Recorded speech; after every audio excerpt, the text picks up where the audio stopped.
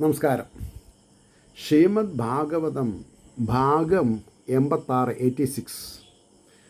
ഓം gum ഗണപതയേ നമ. ഓം some സരസ്വതേ സ്വാഹ. ഓം ശ്രീ ഗുരുഭ്യോ നമ.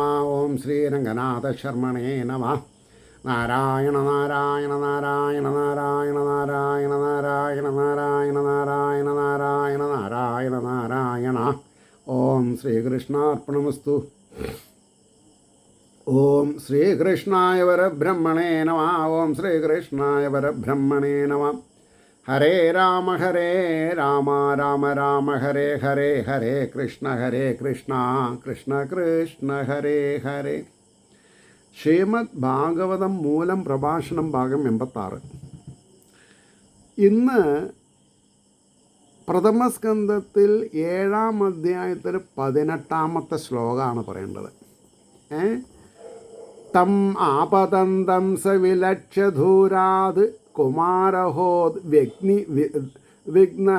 വിഘ്നമനാരഥേന പരാദ്രവൽ പ്രാണപരേപ്സുരുർവ്യാം യാവൽ ഗമം രുദ്രഭയാധ്യധാക.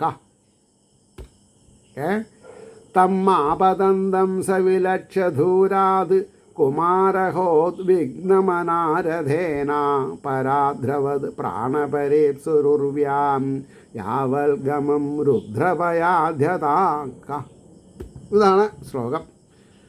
അവിടെ കുമാരന്മാരെ കൊന്നവനും എന്ന് പറഞ്ഞാൽ മക്കളെ കൊന്നവനെന്ന് അർത്ഥം കേട്ടോ, അല്ലാണ്ട് സുബ്രഹ്മണ്യസ്വാമി എന്നുള്ള അർത്ഥത്തിലേക്കൊന്നും പോരുത്.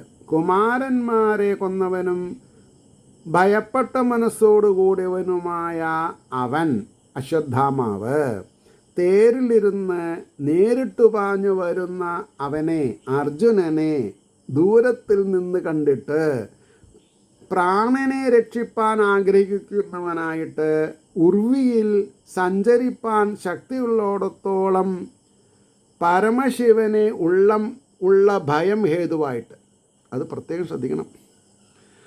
അപ്പോൾ യാവദ്ഗമം സഞ്ചരിപ്പാൻ ശക്തിയുള്ളിടത്തോളം പരമശിവനെ ഉള്ള ഭയം ഹേതുവായിട്ട് ബ്രഹ്മാവെന്ന പോലെ പാലായനം ചെയ്തു. ആ കഥ നിങ്ങൾക്ക് മനസ്സിലായിണ്ടാവില്ല. ആ കഥ എന്തിനെ സൂചിപ്പിക്കണമെന്ന് ചോദിച്ചാൽ, പരമശിവനെ ബ്രഹ്മാവ് എന്തിനു ഭയപ്പെട്ടു? അപ്പോൾ ഏകമായ പരബ്രഹ്മം ത്രിവിധമായി പിരിഞ്ഞു എന്നുള്ള കഥ നിങ്ങൾക്കറിയാം. അതാണ് സത്യം, കഥയല്ല സത്യം. ബ്രഹ്മം 3ആയി പിരിഞ്ഞു. അപ്പോൾ സത്യത്തിൽ ശക്തി എല്ലാവർക്കും ഒരുപോലെയാണ്. അപ്പോൾ ഒന്ന് ബ്രഹ്മാവ്, അത് രജോ ഗുണം. രണ്ടാമത്തത് തമോ ഗുണം, അതാണ് ശിവൻ. മൂന്നാമത്തത് സാത്വിക ഗുണം, അതാണ് മഹാവിഷ്ണു. അപ്പോൾ ബ്രഹ്മാവ് ഒരു സ്ത്രീ രൂപത്തെ ഉണ്ടാക്കി, അതാണ് സരസ്വതി. അതിനെ കാമിച്ചു എന്നാണ്. അപ്പോൾ ബ്രഹ്മാവിന് 5 തലയുണ്ടായിരുന്നു. ഈ ഒരു കർമ്മം ചെയ്തപ്പോൾ സഹോദരസ്ഥാനീയനായ പരമശിവന് ഇഷ്ടമായില്ല. ഇനി മേലിൽ ഇങ്ങനത്തെ ദുരവസ്ഥ ആർക്കും വരരുതെന്ന് പറഞ്ഞ് ഒരു തല നുള്ളിക്കളഞ്ഞു. അപ്പം ബ്രഹ്മാവ് അന്നൊരു ഓട്ടം ഓടിയിട്ടുണ്ട് ഈ പരമശിവൻ വരണ കണ്ടിട്ട്.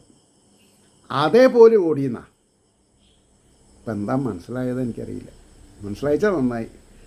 അപ്പോൾ അതിൻ്റെ ഭാവാർത്ഥം പറയാം. തേരിലിരുന്ന് നേരിട്ട് പാഞ്ഞു വരുന്ന അർജുനനെ കണ്ടപ്പോൾ പാഞ്ചാലിയുടെ ശിശുക്കളെ അന്യായമായി കൊന്നവനും, അപ്പോൾ ആ ബോധം അദ്ദേഹത്തിനുണ്ടായി. അത് നിമിത്തം ഭയപ്പെട്ട മനസ്സോടുകൂടുവനുമായ അശ്വത്ഥാമാവ് പ്രാണനെ രക്ഷിച്ചാൽ മതി, കീർത്തി വേണ്ട എന്ന വിചാരത്തോടെ. അപ്പോൾ ബ്രാഹ്മണൻ ആവുകാരനാണ് അദ്ദേഹം ഓടിയത്. നേരെ മറിച്ച് ഒരു ക്ഷത്രിയനാണെങ്കിൽ ഓടില്ല. അപ്പോൾ ഭഗവാൻ ഈ മഹാഭാരത യുദ്ധത്തിന് വേണ്ട ആൾക്കാരെ സൃഷ്ടിച്ചിട്ടുള്ളത് തന്നെ ഇതൊക്കെ മനസ്സിലാക്കിയിട്ടാണ്. അപ്പോൾ കീർത്തി വേണ്ട എന്ന വിചാരത്തോടെ പണ്ട് പുത്രീപരിരംഭണത്തിനൊരുങ്ങിയ ബ്രഹ്മാവ് രുദ്രനെ പേടിച്ചോടിയ വിധം സഞ്ചരിപ്പാൻ ശക്തിയുള്ളിടത്തോളം സമയം ഭൂമിയിലോടി. വാട്ടെ എന്താണ് പറയുക, പൊയറ്റിക് ലാംഗ്വേജ്. ഈ ഭാരതത്തിൻ്റെ സനാതനധർമ്മത്തിലുള്ള വേലിയേറ്റവും വേലിയിറക്കവും ഒക്കെ മനസ്സിലാക്കി ജീവിക്കാൻ സാധിച്ചാൽ ഇത്ര രമണീയമായിട്ടുള്ള ഒരു സംസ്കൃതി ഭാരതത്തിലല്ലാണ്ട് വേറെ എവിടെയില്ല. പരമശയിലെ അത്ര മതി. ഇനി 19ാമത്തെ ശ്ലോകം. യഥാ യത് ആശരണം ആത്മാനമൈക്ഷത ശ്രാന്തവാജിനം അസ്ത്രം ബ്രഹ്മശിരോമേനെ ആത്മത്രാണം ദ്വിജാത്മജ. യത് അശരണം ശരിയാ യത് ആശരണം ആത്മാനം ഐക്ഷത ശ്രാന്തവാജിനം അസ്ത്രം ബ്രഹ്മശിരോമേനെ ആത്മത്രാണം ദ്വിജാത്മജ. ദ്വിജാത്മജ എന്ന് പറഞ്ഞാൽ ദ്രോണപുത്രൻ കിട്ടുക. അപ്പോൾ അതിന് അർത്ഥം എന്താ പറയുക? ക്ഷീണിച്ച കുതിരകളോടുകൂടിയ ശ്രാന്തവാചിനം. വാജി എന്ന് പറഞ്ഞാൽ എന്താ? കുതിരകൾ. ശ്രാന്ത എന്ന് പറഞ്ഞാൽ ക്ഷീണിച്ച. വിശ്രാന്ത എന്ന് പറഞ്ഞാലോ ക്ഷീണമില്ലാത്ത, വിശ്രാന്ത് അല്ലേ? ഈ മിലിറ്ററിയിലൊക്കെ അല്ലേ? അപ്പം ക്ഷീണിച്ച കുതിരകളോടുകൂടിയ ആത്മാവിനെ എപ്പോൾ രക്ഷയില്ലാത്തവനായിട്ട് കണ്ടുവോ അപ്പോൾ ദ്രോണപുത്രൻ ബ്രഹ്മാസ്ത്രത്തെ ആത്മരക്ഷയ്ക്കുള്ള സാധനമായിട്ട് വിചാരിച്ചു. അല്ലാണ്ട് ബ്രഹ്മം ഈ ലോകം മുഴുവൻ നശിക്കണം വിചാരിച്ചിട്ടല്ല, എനിക്ക് രക്ഷപ്പെടണം. പക്ഷെ വിദ്യാസുരൻ ഒരു കാര്യം മനസ്സിലാക്കിയില്ല. ഈ ബ്രഹ്മം തന്നെ ഇല്ലെങ്കിൽ നമ്മുടെ എക്സിസ്റ്റൻസിന് ആധാരം എന്താ? ഭൂമിയാണ്. ഭൂമി ഇല്ലെങ്കിൽ നമ്മൾ എവിടെ നിൽക്കുക? ആകാശത്ത് നിൽക്കാൻ പറ്റുമോ? അപ്പോൾ ഈ പ്രപഞ്ചത്തിനെ ഇല്ലാതെ കണ്ടാക്കാൻ ബ്രഹ്മാസ്ത്രത്തെ തൊടുത്തു എന്ന് പറയുമ്പോൾ ആ ജീവനോടുള്ള വില എത്രയാണെന്നുള്ള സുമനസ്സുകളായിരിക്കുന്ന ഭക്തന്മാർ മനസ്സിലാക്കണം. ഇതിൽ നിന്നാണ് തനിക്ക് ചുട്ട തൻപിള്ള നിലത്ത് എന്ന പ്രമാണം വന്നത്. ഈ പ്രമാണം വെറുതെ വന്നതല്ല പരമശയിലെ. അപ്പോൾ അതെ, ആത്മരക്ഷയ്ക്കുള്ള സാധനമായിട്ട് വിചാരിച്ചു. 3 പേര് ചെറിയൊരു സ്റ്റേറ്റ്മെൻറ്റാണ് ഇനി പറയാനുള്ളൂ. ഓടി രക്ഷപ്പെടുവാൻ സാധിക്കാത്ത വിധം കുതിരകൾ ക്ഷീണിച്ചപ്പോൾ ദീർഘദർശന സാമർഥ്യം കുറഞ്ഞ ദ്വിജകുമാരനായ മൈ ഗുഡ്നസ്, ഈ അശ്വത്ഥാമാവിൻ്റെ ഒരു ക്വാളിറ്റി ഇവിടെ പറഞ്ഞു. ദീർഘദർശന സാമർഥ്യം കുറഞ്ഞവണ്ണ. എന്താ അങ്ങനെ പറയാൻ കാരണം? എന്നേക്കാൾ കേമനാണ് അർജുനൻ എന്നുള്ള ബുദ്ധി ഇദ്ദേഹത്തിന് പോയില്ല. കാരണം അശ്വത്ഥാമാവ് എന്ന ബ്രാഹ്മണകുമാരന് അദ്ദേഹത്തിൻ്റെ അച്ഛനായിരിക്കുന്ന ദ്രോണാചാര്യർ എല്ലാത്തിലും സമർത്ഥനായിരിക്കുന്ന മധ്യമപാണ്ഡവനായിരിക്കുന്ന അർജുനനെ മറ്റുള്ളവരിൽ നിന്ന് ഒറ്റപ്പെടുത്തി നടക്കാൻ പോകുന്ന വ്യാജേന പോയി ബ്രഹ്മാസ്ത്രം ഉപയോഗിച്ചു. കാരണം എന്താ? ഇത് വേറെ ആരെങ്കിലും കേട്ടാൽ ബുദ്ധിമുട്ടായി. അത്രയും സങ്കീർണമായിട്ടുള്ള കാര്യമാണ്. അപ്പോൾ ബ്രഹ്മാസ്ത്രം ഉപയോഗിക്കാനും ബ്രഹ്മാസ്ത്രം വിഡ്രോ ചെയ്യാനും പഠിപ്പിച്ചു. ഇതെങ്ങനെയോ ഇയാൾ അറിഞ്ഞു. ആരെ? അശ്വത്ഥമാവ് ലഹള കൂട്ടി. എനിക്കില്ലാണ്ട് അർജുനന് ഉപദേശിച്ചു അച്ഛൻ. ശരി എന്നൊരു കാര്യം ചെയ്താൽ പിടിച്ചോ. ഉപദേശിച്ചു, വിഡ്രോ ചെയ്യാൻ പഠിപ്പിച്ചില്ല. അതാണ് ഒരു ഗുരുവിനെ സംബന്ധിച്ചിടത്തോളം പുത്രനായതുകൊണ്ടായില്ല, സമർത്ഥനായവനെ ഉപദേശിക്കുള്ളൂ. അപ്പം എന്തുകൊണ്ടും തൻ്റെ പുത്രനേക്കാൾ സമർത്ഥനാണ് അർജുനൻ എന്നുള്ള കാര്യം ആര് മനസ്സിലാക്കിയിട്ടുണ്ട്? ദ്രോണാചാര്യൻ മനസ്സിലാക്കിയിട്ടുണ്ട്. സംഗതി വശാൽ എനിക്ക് നിങ്ങളോടൊരു കാര്യം പറയണം. എൻ്റെ ഗുരുനാഥൻ ചെറുശ്ശേരിൽ കരുണാകരൻ പിള്ള എന്ന് പറഞ്ഞ മഹാനുഭാവൻ എനിക്ക് എഴുതിയിട്ടുള്ള കത്തുകൾ വായിക്കുമ്പോൾ അതിൽ സല്യൂട്ടേഷൻ എന്താ? വത്സല ശിഷ്യന്, വാത്സല്യം. ആരായിട്ട്? പുത്രനോടുള്ള വാത്സല്യം. അപ്പോൾ അത് മോർ ദാൻ ഇനഫ്. ആ വാത്സല്യം. അപ്പോൾ ഈ ഗുരുജനങ്ങൾക്കൊരു പ്ലസ് പോയിൻ്റ് എന്താ? ആശ്രയിക്കണം, അവരെ ആശ്രയിക്കണം, അവരെ ഉപചരിക്കണം. നിങ്ങൾ ചോദിക്കും, എങ്ങനെയാണ് ഞാൻ അദ്ദേഹത്തെ ഉപചരിച്ചത്? 3.25 കൊല്ലം സെക്കൻഡ് ടൈമിൽ, ഫസ്റ്റ് ടൈമിൽ 11 മാസം. കാണുമ്പോൾ ഒക്കെ നമസ്കരിക്കും, ക്ലാസ് എടുത്തു കഴിഞ്ഞാൽ നമസ്കരിക്കും, കൈ പിടിക്കും, ചെരുപ്പ് കൊടുന്ന് വെച്ച് കൊടുക്കും, എന്തൊക്കെ സാധിക്കും അതൊക്കെ. ഈ IIT പോവായിൽ ഹരിഓം നഗർ അയ്യപ്പ വിഷ്ണു ക്ഷേത്രത്തിൽ ഞാൻ ക്ലാസ് എടുക്കുമ്പോൾ ഇദ്ദേഹം ഒപ്പം ഉണ്ടാവും. അപ്പോൾ ഇദ്ദേഹത്തിൻ്റെ പ്രായാധിക്യം കൊണ്ട്, അപ്പോൾ ഈ ക്ലാസ്സിൽ എന്താ, ഇദ്ദേഹത്തിൻ്റെ മകളും ഉണ്ടാവും, ഗീതാ മാഡം. ഈ എപ്പിസോഡ്സ് കാണുന്നുണ്ടാവും കുട്ടി, സ്ത്രീ, എൻ്റെ സീനിയറാണ് പ്രായം കൊണ്ട്.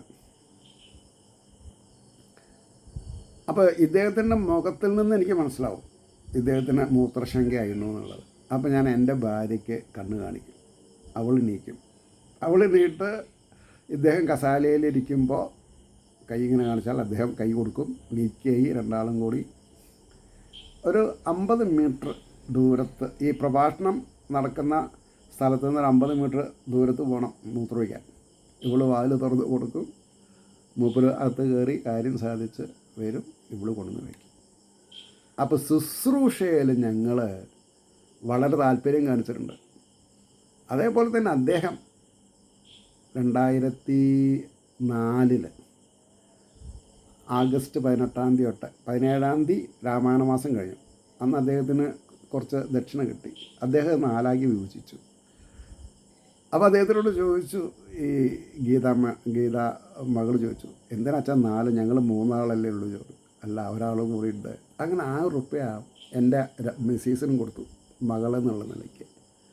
ആലോചിച്ച് നോക്കണം, അദ്ദേഹം എൻ്റെ കുടുംബത്തിനോട് ചെയ്തിട്ടുള്ള അനുഗ്രഹം എത്രയുണ്ട് എന്നുള്ളതിൻ്റെ ഒരു പ്രത്യക്ഷ എവിഡൻസാണ് ഞാൻ നിങ്ങളോട് പറഞ്ഞത്.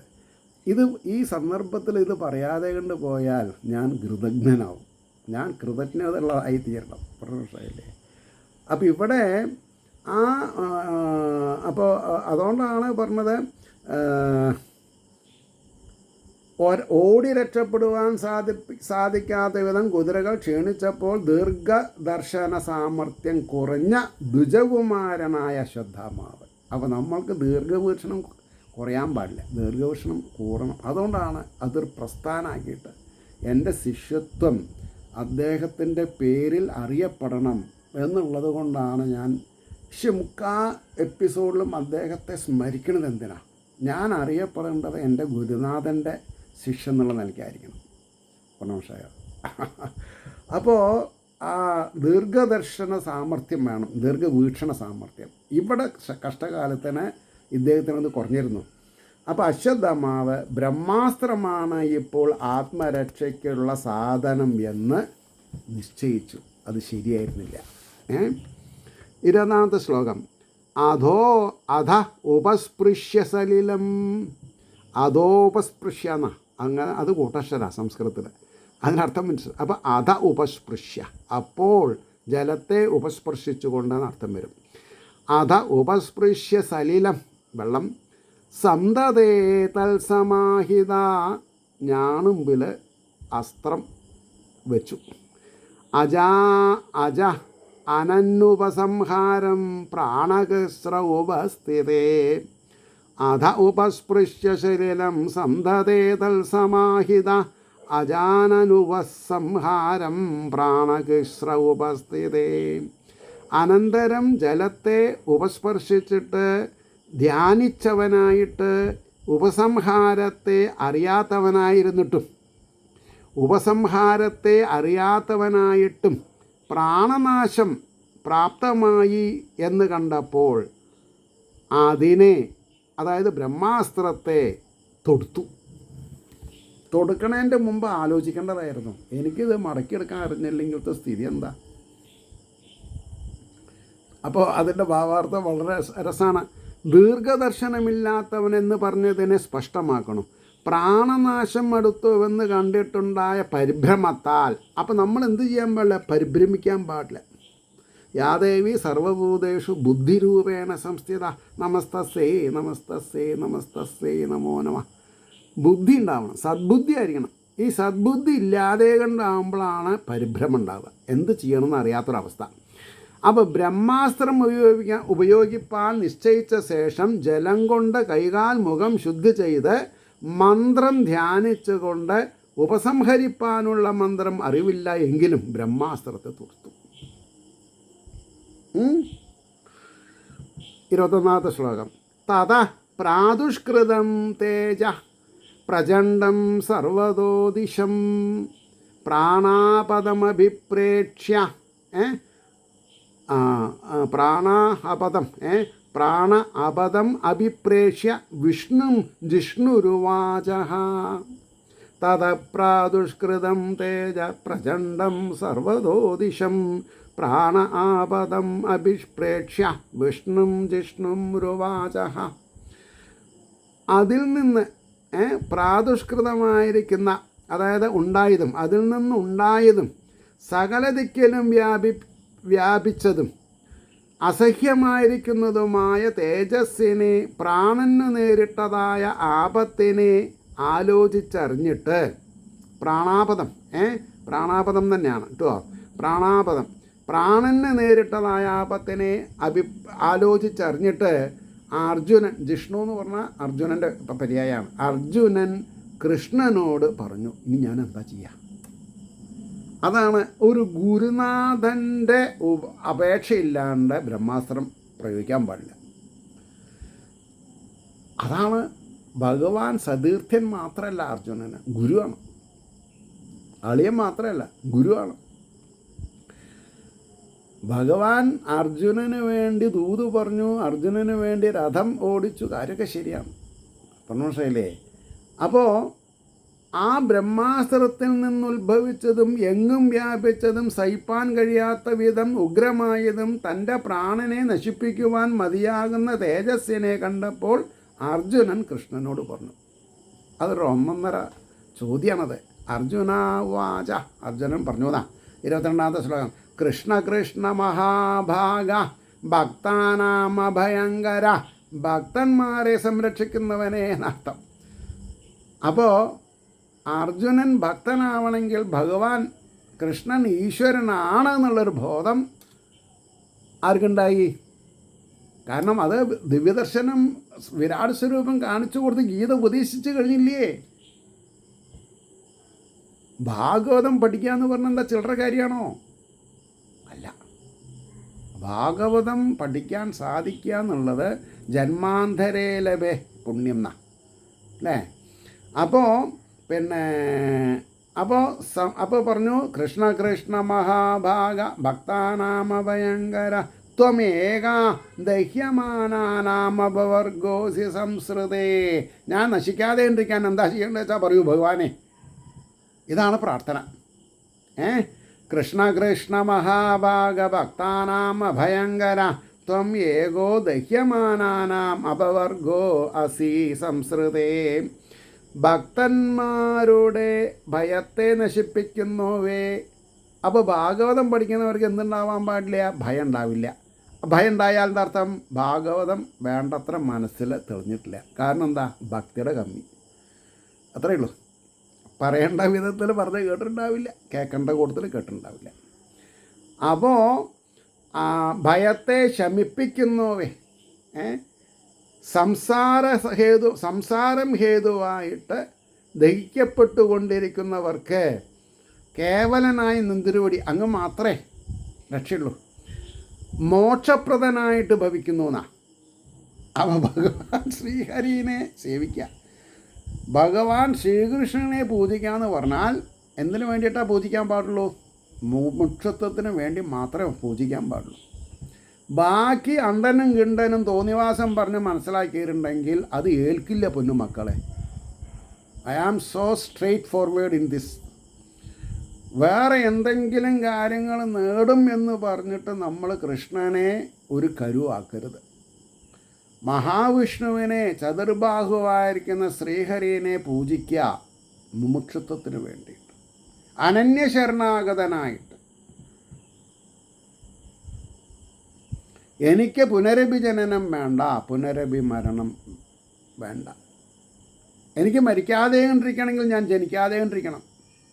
ഈ ജന്മത്തോടുകൂടി എൻ്റെ സംസാര ദുഃഖം അവസാനിക്കണം. അതായിരിക്കണം. അല്ലാണ്ട് വീടുണ്ടാവാനും കുട്ടികളുണ്ടാവാനും കർമ്മഫലം നമുക്ക് എല്ലാം നേടിത്തരും, പക്ഷേ മോക്ഷം തരില്ല, മോക്ഷം കിട്ടില്ല. മോക്ഷം കിട്ടണമെങ്കിൽ ഈശ്വര അനുകൂല്യം വേണം. അതുകൊണ്ടാണ് ഞാൻ ഇത്രയും സിൻസിയറായിട്ട് നിങ്ങളോട് പറഞ്ഞത്. അപ്പോൾ അതിൻ്റെ ഭാവാർത്ഥം പറയണു. ഹേ കൃഷ്ണ, കൃഷ്ണ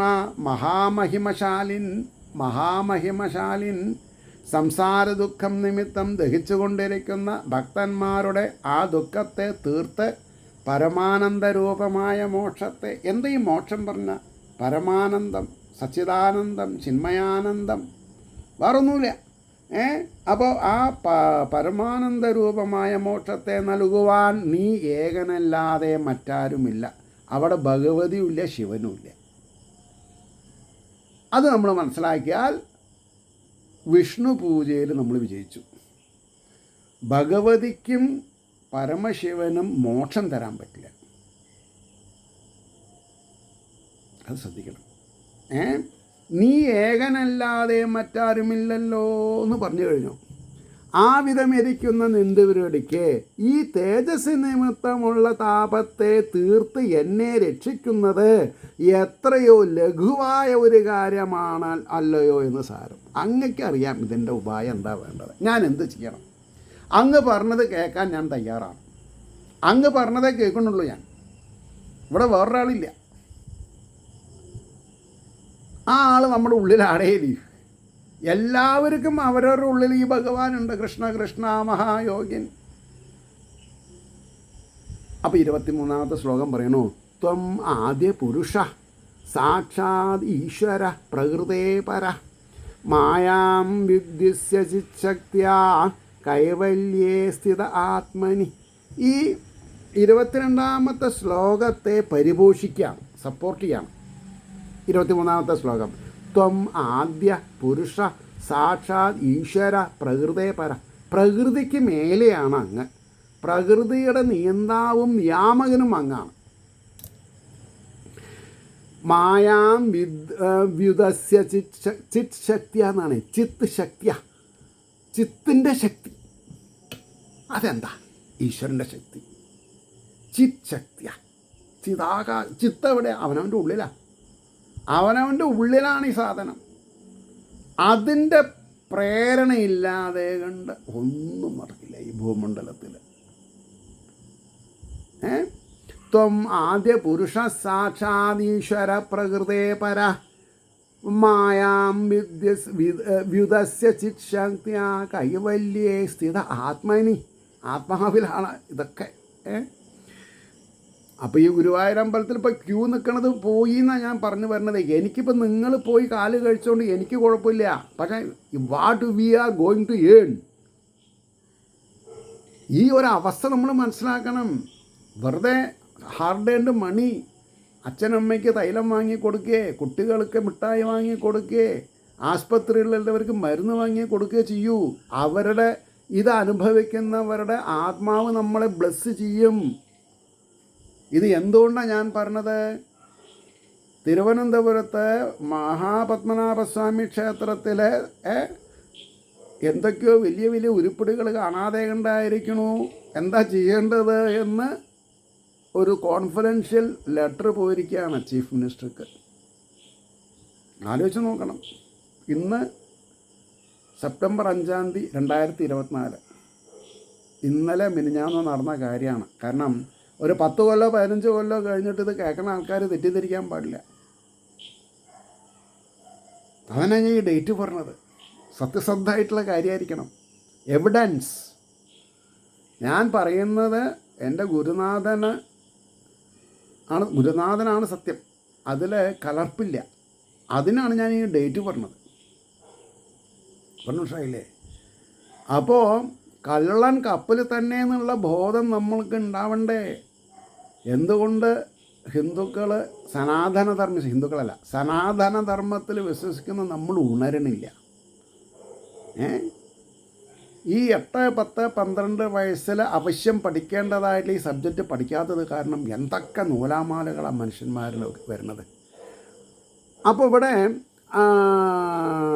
അപ്പോൾ അതിൻ്റെ അർത്ഥം പറയാം, വാക്കാർത്ഥം, നീ ആദിയിലെ ഉള്ള പുരുഷനും, അതായത് എവർ എക്സിസ്റ്റിംഗ് സാക്ഷാത്തായ ഈശ്വരനും പ്രകൃതിയിൽ നിന്ന് വേറിട്ടവനുമാകുന്നു. ജ്ഞാനശക്തിയ, ചിത്ശക്തിയ എന്ന് പറഞ്ഞാൽ ജ്ഞാനശക്തി, ജ്ഞാനശക്തിക്കാണ് ചിത്ശക്തിയ. സന്തോഷമായി. ഭാഗവതങ്ങൾ കഴിച്ചിട്ടേ തീട്ടാണ്, എന്താ ചെയ്യുക. അപ്പോൾ ചിത് ശക്തിയ, ജ്ഞാനശക്തിയാൽ മായയെ തള്ളിക്കളഞ്ഞിട്ട് കേവലനായ ആത്മാവിൽ ഇരിക്കുന്നവനാകുന്നു. മായയെ തള്ളിക്കളയാൻ സാധിക്കണം. മായയെ തള്ളിക്കളഞ്ഞിട്ടില്ലെങ്കിൽ ഉള്ളിലുള്ള ചൈതന്യത്തിന് അറിയില്ല. ഈ ക്യൂവിൽ നിൽക്കണവരൊക്കെ മായയിൽ ബന്ധിക്കപ്പെട്ടവരാ. പ്രശ്നമോ? എന്നാൽ ഞാൻ എൻ്റെ കുട്ടിക്കാലത്ത് ഉള്ളിൽ പോയി തൊഴുതിട്ടുണ്ട്. പക്ഷേ ഈ തിരക്കില്ല എന്നേ. നിങ്ങൾക്ക് എത്ര പേർക്കറിയാം, ഞാൻ ഗുരുവായൂർ ആറാട്ടൊക്കെ കഴിഞ്ഞാലേ ആ പടിഞ്ഞാറേ നടക്കുന്ന അഗ്രശാലയിലേക്ക് ഊണിക്കാൻ പോണ അന്നദാന മണ്ഡപത്തിലേക്ക് പോണ സ്ഥലത്ത് ഒരു മോട്ടോർ റൂമുണ്ട്. അതിൻ്റെ മുകളിൽ തോർത്തും കൊണ്ട് വിരിച്ച് കിടന്നിട്ടുണ്ട്. എന്നെ ഒരാൾ നീക്കടോ ഓടുന്നതെന്ന് പറഞ്ഞിട്ടില്ല. അന്നത്തെ കാലത്ത് അതിൻ്റെ ആവശ്യമില്ല. ഇന്നാണെങ്കിൽ പറയും സുസൈഡ് ചെയ്യാൻ വന്നവനാണോ ചോദിക്കും. ആലോചിച്ചു നോക്കും. അപ്പോൾ എൻ്റെ ഭാവാർത്ഥം പറയാം, സമയം പോയി. അതെ, ഇതിൻ്റെ ഭാവാർത്ഥം പറഞ്ഞ് നിർത്തുകയാണ് കേട്ടോ. 24ാമത്തെ ശ്ലോകം നാളെ പറയാം, അടുത്ത എപ്പിസോഡിൽ പറയാം. നിന്തിരുവടി പ്രകൃതിയിൽ നിന്ന് വേറിട്ടിരിക്കുന്നവനും എല്ലാറ്റിനും ആദികാരണഭൂതനുമായ പുരുഷനാകയാൽ, അതായത് പരമാത്മാവാകയാൽ പ്രത്യക്ഷ ഈശ്വരനാകുന്നു. പ്രത്യക്ഷ ഈശ്വരൻ എവിടെ ഇരിക്കണത്? അവരവരുടെ മനസ്സിൽ. ബാക്കിയുള്ളത് പ്രത്യക്ഷമല്ല, നമ്മുടെ ആത്മാവിൻ്റെ പാർശ്വവിപര്യാസം കാണിക്കുന്ന ബിംബങ്ങളാണ്. ഇതറിയണ്ടേ? നീ ആദിയിലെ ഉള്ള പുരുഷനും സാക്ഷാത്തായ ഈശ്വരനും പ്രകൃതിയിൽ നിന്ന് വേറിട്ടവനുമാകുന്നു. ജ്ഞാനശക്തിയാൽ മായയെ ഞാൻ ഇവിടേക്കാണ് വരേണ്ടത്, ഞാൻ മുമ്പിലത്തേക്ക് പോയി. അപ്പം നിന്തിരുവേടി പ്രകൃതിയിൽ നിന്ന് വേറിട്ടിരിക്കുന്നവനും എല്ലാറ്റിനും ആദികാരണഭൂതനുമായ പുരുഷനാകയാൽ പ്രത്യക്ഷ ഈശ്വരനാകുന്നു. അങ്ങയുടെ ജ്ഞാനശക്തി കൊണ്ട് മായയെ തള്ളി, അതായത് അങ്ങയുടെ ജ്ഞാനശക്തി പറഞ്ഞാൽ അങ്ങ് ആരാണ് എന്നുള്ള അറിവ് എൻ്റെ മനസ്സിൽ വരുമ്പോൾ എനിക്ക് മായയെ തള്ളിക്കളയാൻ സാധിക്കും. സർവകാരണമായിരുന്നാലും വികാരാദി ദോഷം അങ്ങയെ ബാധിക്കുന്നില്ല. അപ്പോൾ ഭഗവാന് വികാരാദി ദോഷം ബാധിക്കുന്നില്ല എന്ന് പറഞ്ഞാൽ നമ്മൾ വികാരം കൊള്ളരുത്, വിചാരം മാത്രമേ കൊള്ളാവൂ. അതാണ് ഈശ്വരനെ അനുമോദിക്കൂ, ഈശ്വരനെ അനുകരിക്കരുത്. അപ്പോൾ വികാരാദി ദോഷം, വികാരം എന്നുള്ളൊരു ദോഷമെന്ന് പറഞ്ഞാൽ നമുക്ക് കാമക്രോധ മത മത്സര ലോഭം വരുമ്പോൾ എന്താണ് പറയുന്നത്? ഈ വികാരാദി ദോഷ, കാമത്തിൻ്റെ വികാരമാണ് ക്രോധം. കാമക്രോധ മതം മത്സരം ലോഭം ഭയം. അപ്പോൾ വികാരാദി ദോഷം അങ്ങയെ ബാധിക്കുന്നില്ല. നിർവികാരനായും കേവലനുമായിരിക്കുന്ന ആത്മാവിൽ തന്നെ നിന്തിരുവടി ഇരിക്കുന്നു. അപ്പോൾ ആത്മാവ് എവിടെ ഇരിക്കണത്? അവരവരുടെ ഉള്ളിൽ. ഇത്രയും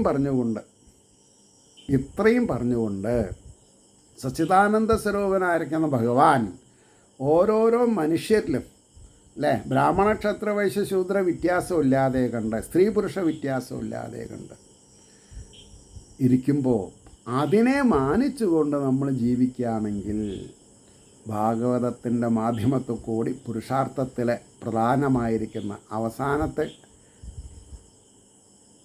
ഭാഗം, അല്ലേ, ധർമ്മം അർത്ഥം കാമം, മൂന്നെണ്ണത്തിൻ്റെ മാധ്യമത്തിൽ കൂടി നാലാമത്തെ മോക്ഷത്തെ പ്രാപിച്ചുകൊണ്ട് നമ്മൾ പുനരഭിജനനമില്ലാത്തൊരവസ്ഥയെ പ്രാപിക്കുമാറാകട്ടെ എന്ന് തൊഴുത് നമസ്കരിച്ച് പ്രാർത്ഥിച്ചുകൊണ്ട് വാക്കുകൾ ഉപസംഹരിക്കുന്നു. നാളെ കാണാം.